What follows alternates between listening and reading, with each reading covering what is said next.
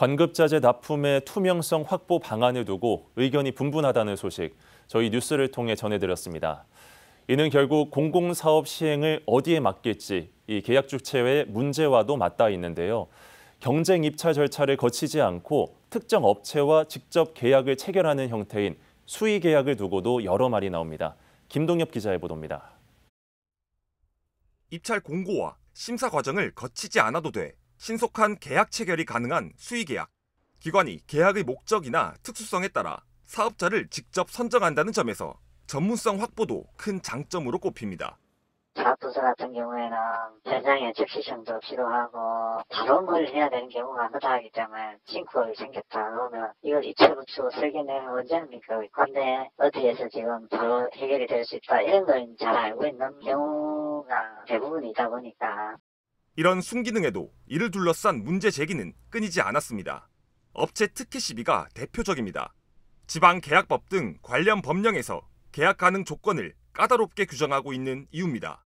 투명성과 공정성 제고를 위해 지자체가 먼저 연간 수의 계약 가능 횟수나 금액을 제한하는 총량제를 도입하고 있는 것도 같은 맥락.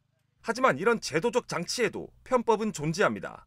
이미 특정 업체와 계약하기로 미리 정해놓고 형식적으로는 여러 업체로부터 견적서를 제출받는 허수견적 방식부터 명목상 대표자를 변경해 이해충돌 방지법 등 법적 제약을 우회하는 사례도 있습니다. 두 형태 모두 계약의 형식적 외관만을 충족시킴으로써 교묘히 법망을 피해갈 수 있는 방법입니다.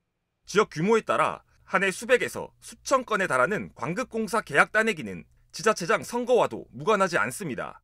당원이나 선거 캠프 관계자 등에게 보훈성으로 일감을 몰아주는 사례가 적지 않기 때문 지자체장 선거 캠프 혹은 선거를 도와줬던 주변 지인들에게 이렇게 일감을 몰아준다거나 이런 경우도 있습니까? 8천만 원짜리 예산을 몇살 쪼개가지고 수의계약으로 줬던 그 사례가 쪼개기 해가지고 수의계약으로 한 곳에 몰아주는 이런 형태가 있어서 입찰 안 하고 수의계약을 해서 사실상 한 업체에 몰아주고. 단체장의 지역사회의 영향력을 감안하면 지방이 수도권보다 이에 더 취약하다는 지적도 나오는 상황. 이렇듯 수의계약이 여러 유착과 주민 혈세 낭비 문제로 이어지는데도 실질적인 개선책 마련은 쉽지 않습니다.